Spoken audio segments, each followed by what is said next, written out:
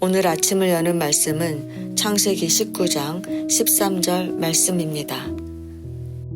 그들에 대한 부르짖음이 여호와 앞에 크므로 여호와께서 이곳을 멸하시려고 우리를 보내셨나니 우리가 멸하리라.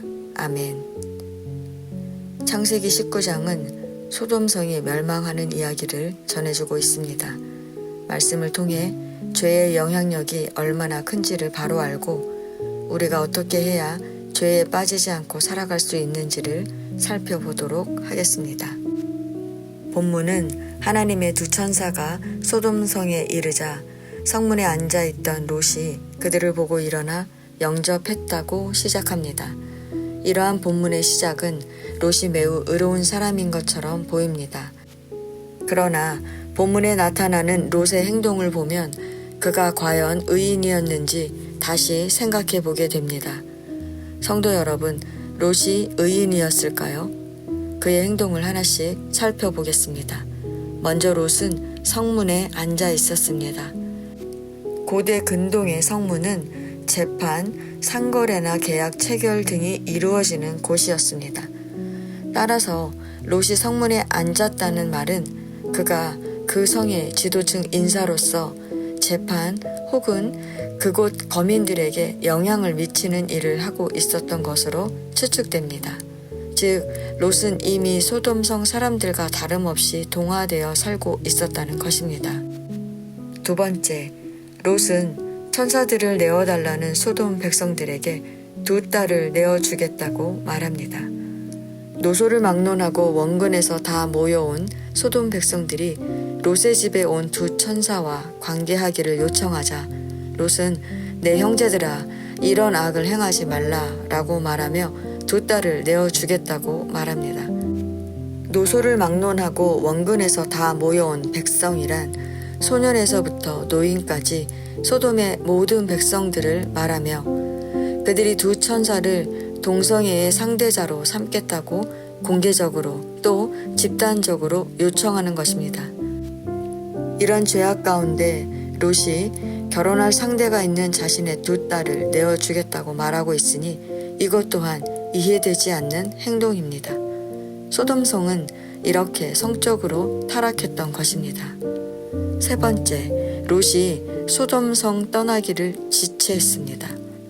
천사가 소돔성을 떠나라 재촉해도 롯이 머뭇거린 것은 상황을 제대로 인식하지 못했기 때문입니다. 이는 롯이 심판의 엄중함과 급박함을 전혀 깨닫지 못할 만큼 영적으로 둔감해져 있었다는 것입니다. 네 번째, 롯은 소알로 도망하게 해달라고 요청합니다. 롯은 산으로 도망하라는 천사들의 명령을 정면으로 반박하며 불순종합니다. 이는 하나님의 말씀과 능력에 대한 불신앙입니다. 롯과 함께 했던 아내와 두 딸의 행동도 마찬가지입니다. 롯의 아내는 뒤를 돌아보았으므로 소금 기둥이 되었습니다. 뒤를 돌아보았으므로란 그냥 돌아보는 것이 아니고 주의를 기울여 보거나 어떤 것을 고려하면서 보는 것을 의미합니다.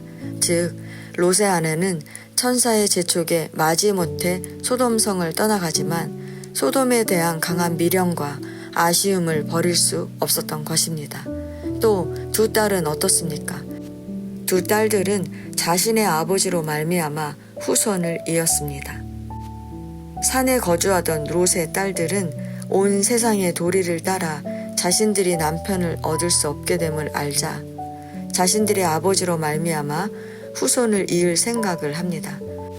이것은 생명의 탄생과 보존이 전적으로 하나님께 달려 있다는 것을 무시하는 것이며 하나님의 엄중한 심판을 목격하고도 하나님의 말씀이 아니라 그 땅의 도리를 따라 살아가려는 죄된 모습입니다.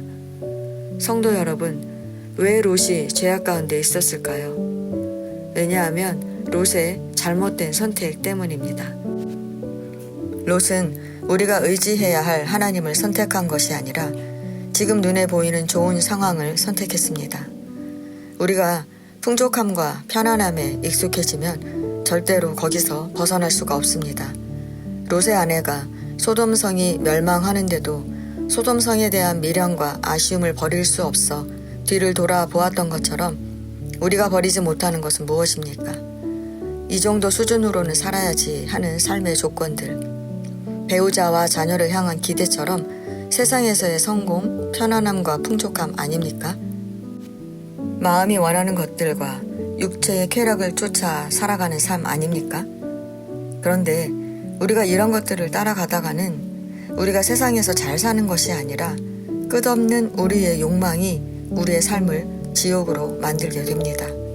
우리는 이런 것들을 버려야 합니다. 그렇지 않으면 하나님의 말씀을 따랐던 롯이 소돔에 거하면서 그들의 방식을 따르고 동화된 것처럼 우리는 상황의 지배를 받을 수밖에 없습니다. 성도 여러분, 우리는 내가 바로 서 있으면 어떤 상황도 내가 풀어갈 수 있다고 생각하지만 그것은 착각입니다. 아니, 우리의 교만입니다. 우리는 상황이 이끄는 대로 따라가게 되어 있습니다. 그리고 그 마지막은 반드시 멸망하게 됩니다. 성도 여러분, 우리가 죄악된 세상에서 죄에 빠지지 않고 살아갈 수 있는 길은 오직 하나, 하나님을 선택하는 길밖에 없습니다. 우리가 하나님을 선택하면 우리가 어떠한 상황을 만나도 그 상황은 변화되지만 우리가 상황을 선택하면 우리는 그 상황의 영향력 아래 놓이게 된다는 것을 잊지 마십시오. 오늘 우리에게 주어진 상황 속에서 하나님을 선택하며 나도 살고 나를 통해 또 다른 사람도 살리는 저와 여러분 되시기를 축원합니다.